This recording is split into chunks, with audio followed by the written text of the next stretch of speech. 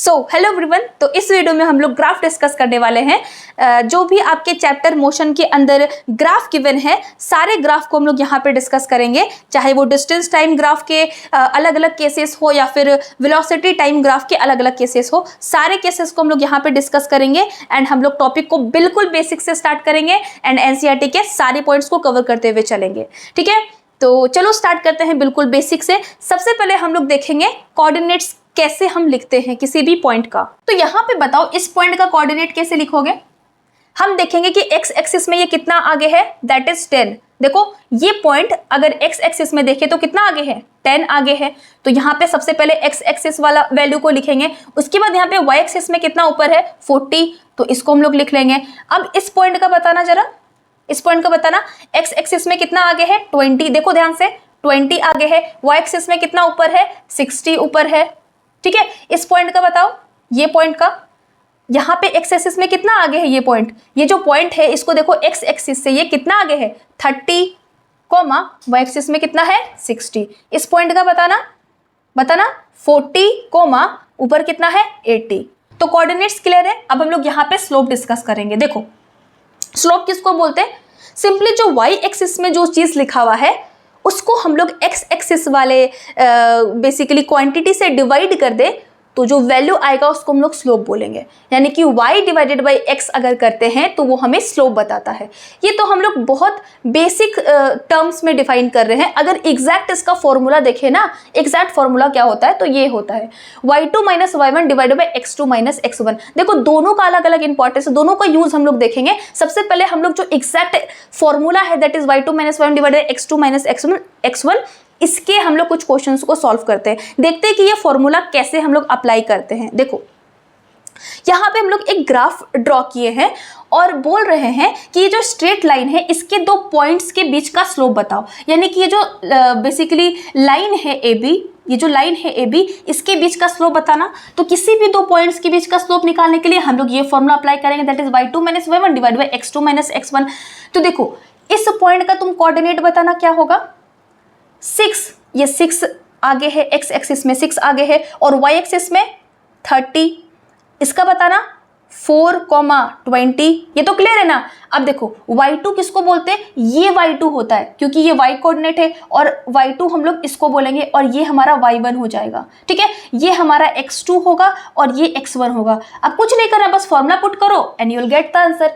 देखो y2 क्या है, 30 और y1 क्या है, 20। x2 कितना है, 6 माइनस x1 कितना है, 4। तो इसको सब्ट्रैक्ट करोगे तो तुम्हारा 10 डिवाइडेड बाई 2 दैट इज 5 आ जाएगा। क्लियर है। अब किसी भी दो पॉइंट के बीच का स्लोप निकालते हैं। देखो जैसे हमें निकालना है इस लाइन का स्लोप, BC लाइन का हम लोग को लेट सपोज करो स्लोप निकालना है, तो वो कैसे निकालेंगे। देखो C पॉइंट के कोऑर्डिनेट्स लिखेंगे। सबसे पहले 8, 40। इसके कोऑर्डिनेट लिख लो 6, 30। अब हमें पता है ये हमारा ऊपर वाला y2 हो जाएगा, नीचे वाला y1 हो जाएगा। इसको हम लोग x1 बोल देंगे, ये हमारा x2 हो जाएगा। बस अब फॉर्मूला में पुट करो, 40 माइनस 30 डिवाइडेड बाई 8 माइनस 6। तो इसको अगर निकालोगे तो ये भी तुम्हारा 5 आएगा।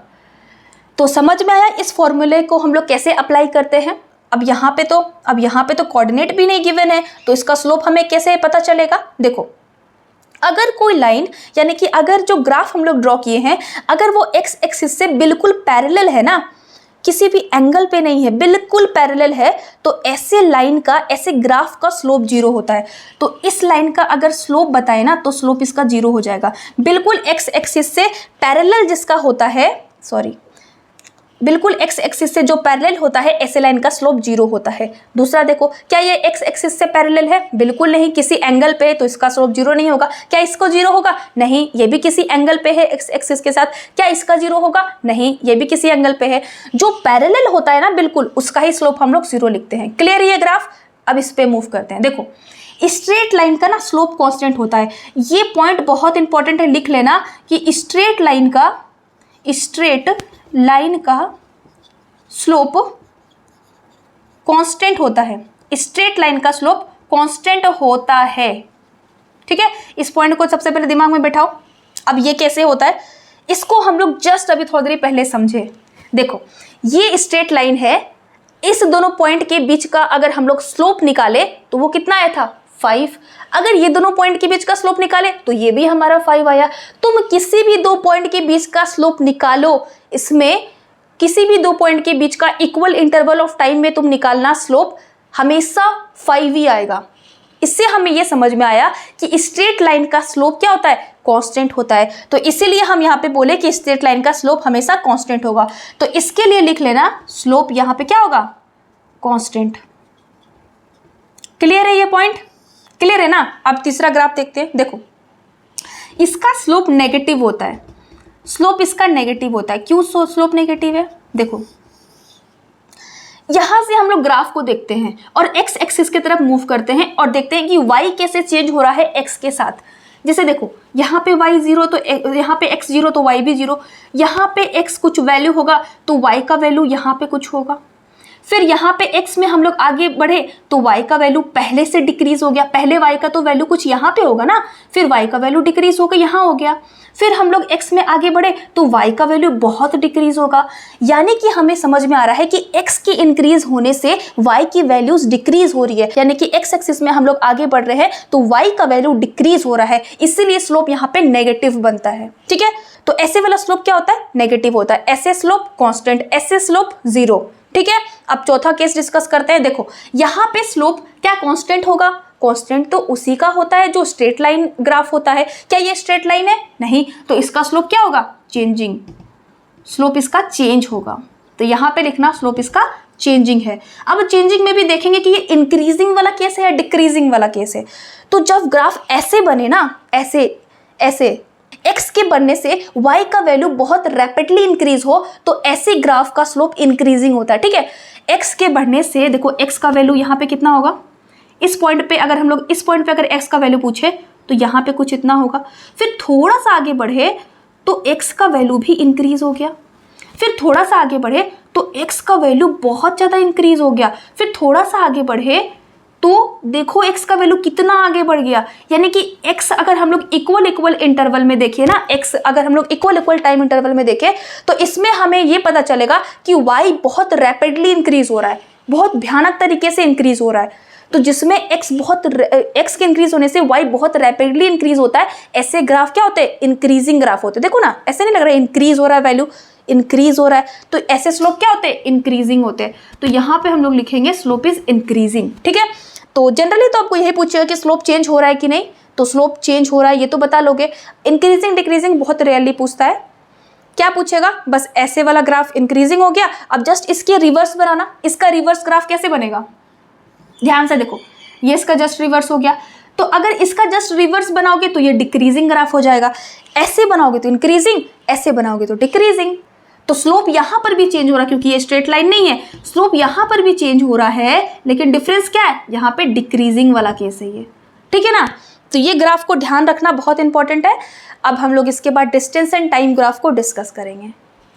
तो यहाँ पे हम लोग डिस्टेंस टाइम ग्राफ डिस्कस करने वाले हैं और आपकी बुक में 3 केसेस के बारे में डिस्कस किया है, जब ऑब्जेक्ट यूनिफॉर्म मोशन में हो, जब ऑब्जेक्ट नॉन यूनिफॉर्म मोशन में हो और जब ऑब्जेक्ट रेस्ट पे हो, तो उसका डिस्टेंस टाइम ग्राफ कैसा बनता है ये आपके बुक में बताया गया है। ठीक है, तो वो तीनों केसेस को हम लोग यहाँ पे डिटेल में डिस्कस करेंगे। ध्यान से देखो, सबसे पहला ग्राफ पे ध्यान दो। यहाँ पे distance time graph straight line है और ये स्ट्रेट लाइन कुछ एंगल बना रहा है हमारा टाइम बेसिकली एक्स एक्सिस के साथ। ठीक है, तो सबसे पहले ये बताओ किसी भी ग्राफ का हम लोग स्लोप कैसे बताते हैं। स्लोप हम लोग बताते हैं वाई एक्सिस में जो लिखा हुआ हो डिवाइडेड बाय एक्स एक्सिस में जो लिखा हुआ रहता है उसको हम लोग डिवाइड कर देते हैं, तो स्लोप आ जाता है। तो वाई एक्सिस में क्या है, हमारा डिस्टेंस है। ध्यान से देखते जाओ, वाई एक्सिस में हमारा डिस्टेंस है, एक्स एक्सिस में हमारा टाइम है। और ये बताना डिस्टेंस बाय टाइम क्या होता है, डिस्टेंस बाय टाइम तो स्पीड होता है, हमें पता है speed is equals to distance by time होता है। यानी कि डिस्टेंस टाइम ग्राफ का स्लोप हमें स्पीड बताता है। डिस्टेंस टाइम ग्राफ का स्लोप हमें क्या बताता है, स्पीड बताता है। क्योंकि देखो ना यहाँ पे slope is equals to Y divided by X, Y axis पे हमारा डिस्टेंस था, एक्स एक्सिस पे हमारा टाइम था, तो दोनों को डिवाइड करेंगे तो स्पीड आएगा। यानी कि इसका स्लोप क्या होता है, स्पीड होता है। अब दूसरा इंपॉर्टेंट पॉइंट, यहाँ पे स्लोप बताना कांस्टेंट होगा या चेंज होगा। यहाँ पे स्लोप कांस्टेंट है या चेंज हो रहा है, स्ट्रेट लाइन का स्लोप कांस्टेंट होता है, अभी बताए, तो यहाँ पे स्लोप हम लिखेंगे कांस्टेंट है। तो अगर स्लोप कांस्टेंट है तो स्लोप ही तो स्पीड है ना, इस ग्राफ का स्लोप ही स्पीड है। तो यहाँ पे हम लोग बोल सकते हैं कि स्पीड इस केस में क्या हो जाएगा, कांस्टेंट हो जाएगा। स्पीड इसका क्या होगा, कांस्टेंट होगा। और जहां पर स्पीड कांस्टेंट होता है ऐसे मोशन को हम लोग यूनिफॉर्म मोशन बोलते हैं ना, यूनिफॉर्म मोशन बोलते हैं। और यूनिफॉर्म मोशन में हमें पता है इक्वल इंटरवल ऑफ टाइम में ऑब्जेक्ट इक्वल डिस्टेंस को ट्रैवल करता है, ठीक है। तो ये यूनिफॉर्म मोशन का बेसिकली डिस्टेंस टाइम ग्राफ अगर एग्जाम में पूछेगा तो बता दोगे ना, स्ट्रेट लाइन बनता है, इस तरीके से बनता है, एक्स एक्सिस के साथ कोई सी एंगल पे बनता है। क्लियर है distance time graph uniform motion का। अब यहाँ पे ध्यान से देखो, यहाँ पे स्पीड कांस्टेंट है। स्पीड क्या है, कांस्टेंट है, क्योंकि स्लोप कांस्टेंट है इसलिए हमारा स्पीड कांस्टेंट होगा। और जब स्पीड कांस्टेंट होता है तब एक्सेलरेशन क्या होता है, एक्सेलरेशन होता है हमारा final velocity minus initial velocity divided by time. हम डिस्कस किए थे ना पिछले क्लास में एक्सेलरेशन को डिटेल में, तो ये फॉर्मूला हम लोग पढ़े थे, final velocity minus initial velocity divided by time. अब देखो फाइनल वेलोसिटी भी सेम होगा और इनिशियल वेलोसिटी भी सेम होगा। क्यों, क्योंकि स्पीड कांस्टेंट है, सेम स्पीड से ऑब्जेक्ट चल रहा है, तो यहाँ पे एक्सेलरेशन क्या हो जाएगा हमारा, जीरो। तो यूनिफॉर्म मोशन के केस में ऐसे भी एक्सेलरेशन जीरो होता है। तो अगर ऐसा ग्राफ बना दे आपको एग्जाम में और पूछे इस ग्राफ का एक्सेलरेशन क्या है, तो आपको बताना होगा कि ये यूनिफॉर्म मोशन का ग्राफ है, इसीलिए यहाँ पे एक्सेलरेशन क्या हो जाएगा, जीरो हो जाएगा। क्लियर है ये पूरा ग्राफ। अब दूसरा ग्राफ देखते हैं। देखो यहाँ पे बताओ स्लोप क्या है, स्लोप भी यहाँ पे y एक्सिस में जो लिखा रहेगा x एक्सिस से डिवाइड कर देंगे। y एक्सिस में हमारा डिस्टेंस है और x एक्सिस में हमारा टाइम है, तो दोनों को डिवाइड करेंगे तो स्पीड ही आएगा। ऑब्वियसली यहाँ पर भी स्पीड टाइम ग्राफ था, सॉरी यहाँ पर भी डिस्टेंस टाइम ग्राफ था, यहाँ पर भी डिस्टेंस टाइम ग्राफ है। तो डिस्टेंस टाइम ग्राफ का स्लोप हमें क्या बताता है, स्पीड बताता है, ठीक है। अब देखो एक बात बताना, यहाँ पे स्लोप कांस्टेंट है कि वेरिएबल है। हम बताए थे स्ट्रेट लाइन का स्लोप कांस्टेंट होता है, बाकी कैसा भी ग्राफ हो जाए स्ट्रेट लाइन के अलावा सबका स्लोप वेरिएबल होगा। तो यहाँ पे स्लोप कांस्टेंट है कि वेरिएबल है, यहाँ पे स्लोप हमारा वेरिएबल है, वेरी कर रहा है, ठीक है। वेरिएबल मतलब जो वेरी करता है, जिसका वैल्यू वेरी करता है। तो स्लोप वेरिएबल है तो हम बोल सकते हैं कि यहाँ पे स्पीड भी वेरिएबल होगा। स्पीड वेरिएबल बोलो या फिर चेंजिंग बोलो, बात बराबर होता है, ठीक है। चेंजिंग बोलो तो यहाँ पे स्पीड इज चेंजिंग लिख सकते हैं, ऑब्वियसली लिख सकते हैं। और स्पीड अगर चेंज हो रहा है तो क्या ये यूनिफॉर्म मोशन है, बिल्कुल भी नहीं, ये तो नॉन यूनिफॉर्म मोशन है, ये तो नॉन यूनिफॉर्म मोशन है, क्योंकि नॉन यूनिफॉर्म मोशन में ही तो स्पीड चेंज होता है ना। अब दूसरा इंपॉर्टेंट पॉइंट यहाँ पे एक्सेलरेशन के बारे में बताना जरा। एक्सेलरेशन यहाँ पे कांस्टेंट होगा, सॉरी कांस्टेंट नहीं, यहाँ पे एक्सेलरेशन जीरो होगा या फिर एक्सेलरेशन का वैल्यू नॉन जीरो होगा, बस इतना बताओ, जीरो है कि नॉन जीरो है। Acceleration is equal to final velocity minus initial velocity divided by time. और यहाँ पे स्पीड चेंज हो रहा है, अभी इंक्रीज और डिक्रीज और हम ये नहीं बात कर रहे, स्पीड चेंज हो रहा है ना, यानी कि फाइनल और इनिशियल वेलोसिटी का वैल्यू तो अलग अलग होगा। तो एक्सेलरेशन यहाँ पे नॉन जीरो होगा, एक्सेलरेशन नॉन जीरो होगा, यानी कि एक्सेलरेशन जीरो नहीं होगा, एक्सेलरेशन जीरो नहीं होगा, ये तो यही बता रहा है ना। क्लियर है ना ये चीज, एक्सेलरेशन नॉन जीरो होगा। तो ऐसे मोशन को हम लोग एक्सेलरेटेड मोशन भी बोलते हैं। जहां पर एक्सेलरेशन होगा ऐसे मोशन को हम लोग एक्सेलरेटेड मोशन भी बोलेंगे। तो non uniform motion accelerated motion होता है कि नहीं, होता है। तो ग्राफ देखना, क्या स्लोप यहाँ पे चेंजिंग है या फिर वेरिएबल है, वेरिएबल है। स्लोप क्या बताता है, distance by time. Y axis पे जो लिखा रहेगा एक्स एक्सिस वाले वैल्यू से डिवाइड कर दोगे तो स्लोप आ जाएगा। तो डिस्टेंस बाय टाइम स्पीड बता दिया। अब यहाँ पे स्लोप वेरिएबल है तो स्पीड भी वेरिएबल हो जाएगा, और स्पीड जहाँ वेरिएबल होता है वहाँ पे नॉन यूनिफॉर्म मोशन होगा, और नॉन यूनिफॉर्म मोशन में acceleration not equal to zero होता है, इसीलिए हम लोग ऐसे मोशन को एक्सेलरेटेड मोशन भी कहते हैं। क्लियर है ये ग्राफ, ठीक है। अब मूव करते हैं नेक्स्ट ग्राफ पे। एक बात बताना, यहाँ पे स्लोप जीरो होगा या फिर नॉन जीरो होगा, बताना जरा। स्लोप अगर एक्स एक्सिस से पैरेलल होता है तो स्लोप हमारा जीरो होता है, बताए थे ना अभी, स्लोप क्या होता है, जीरो होता है। और ऐसे केस में स्लोप जहाँ पे जीरो हो गया वहाँ पे स्पीड भी जीरो होगा, क्योंकि स्लोप ही हमारा स्पीड है, तो स्पीड जीरो हो गया। और स्पीड जीरो हो गया, स्पीड जीरो हो गया मतलब क्या होता है, स्पीड जीरो हो गया मतलब कि ऑब्जेक्ट एक ही जगह पे खड़ा है, किसी स्पीड से नहीं जा रहा है। अगर ऐसे चल रहा होगा तब पर भी हम लोग स्पीड तो मानेंगे। स्पीड जीरो होने का मतलब है बिल्कुल एक जगह पे चुपचाप से खड़ा है, चेंज नहीं कर रहा अपना पोजीशन, तो स्पीड उसका जीरो हो गया। तो स्पीड जहाँ पे जीरो होगा वहाँ पे हम बोल सकते हैं कि ऑब्जेक्ट कहाँ पे है, रेस्ट पे है। तो यहाँ पे बोलेंगे ऑब्जेक्ट इज एट रेस्ट।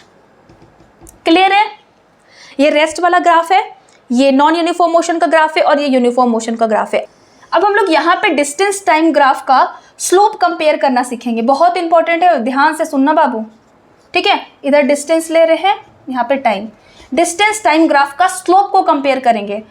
ये बताएंगे कि किसका स्लोप ज़्यादा होता। अगर एक ग्राफ में आपको बहुत सारा लाइन ड्रॉ कर दे और बोले कि बताओ किसका स्लोप ज़्यादा होगा, ए वाले लाइन का ज़्यादा होगा या फिर बी वाले लाइन का होगा, तो कैसे बताओगे? इसका स्लोप ज़्यादा होगा या फिर इसका स्लोप ज़्यादा होगा? तो एक पॉइंट हम यहाँ पे लिख रहे हैं, ध्यान से सुन लेना, जिसपे चलना मुश्किल उसका स्लोप ज़्यादा। इसको बस याद कर लो, स्लोप कंपेयर करने में आपको कभी भी प्रॉब्लम नहीं होगा। जिस पे चलना मुश्किल उसका स्लोप ज़्यादा। अब तुम यहाँ पे अपने आप को अज्यूम करो, यहाँ पर से देखो इस लाइन पे चलना मुश्किल होगा या फिर इस लाइन पे।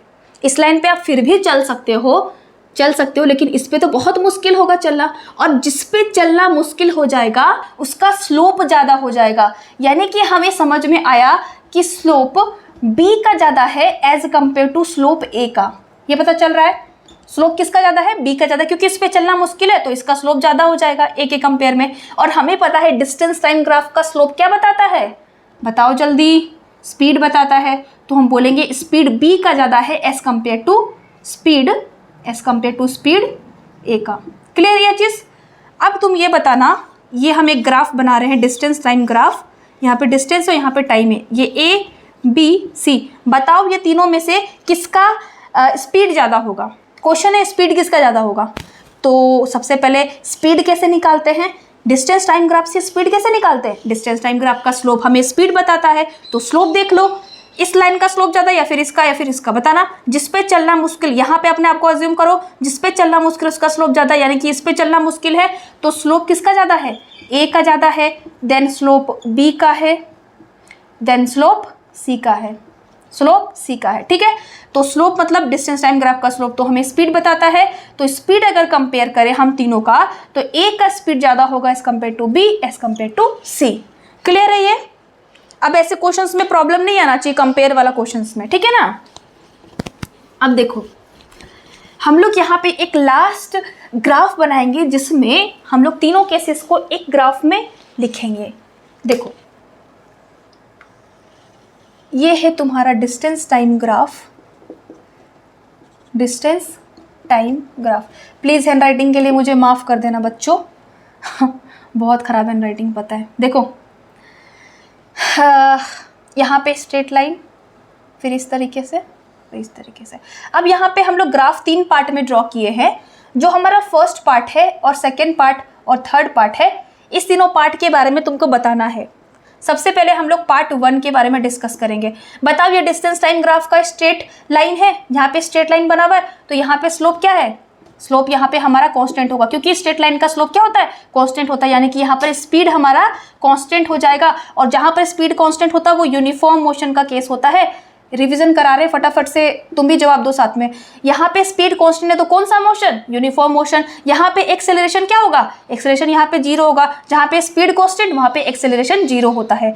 दूसरा केस बताना, ये वाला केस बताओ, दूसरा वाला बिल्कुल स्ट्रेट लाइन है तो object is at rest. Simply इसके बारे में बोलेंगे, अगर ये लाइन टाइम एक्सिस के साथ बिल्कुल पैरेलल है तो यहाँ पे रेस्ट पे होगा ऑब्जेक्ट, तो ऑब्जेक्ट इज एट रेस्ट।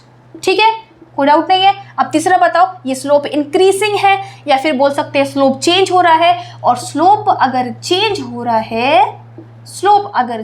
रहा है तो यहाँ पे स्पीड भी चेंज होगा। सिंपल सा बात है, स्पीड भी हमारा चेंज होगा, और स्पीड चेंज हो रहा है तो नॉन यूनिफॉर्म मोशन होगा। ठीक है, कैसा मोशन होगा, नॉन यूनिफॉर्म मोशन होगा। और नॉन यूनिफॉर्म मोशन के केस में हम लोग एक्सेलरेशन क्या बोलते हैं, acceleration is not equals to 0 बोलते हैं ना। यानी कि ये मोशन हमारा एक्सेलरेटेड मोशन है। ठीक है, क्लियर है। तो यहाँ पे हमारा डिस्टेंस टाइम ग्राफ खत्म होता है। हम तीनों केसेस को डिटेल में डिस्कस किए। आई होप आपको समझ में आ गया होगा। एंड अगर समझ में आ रहा है तो प्लीज़ मेरे चैनल को लाइक शेयर एंड सब्सक्राइब करना। Thank you so much for watching. Bye.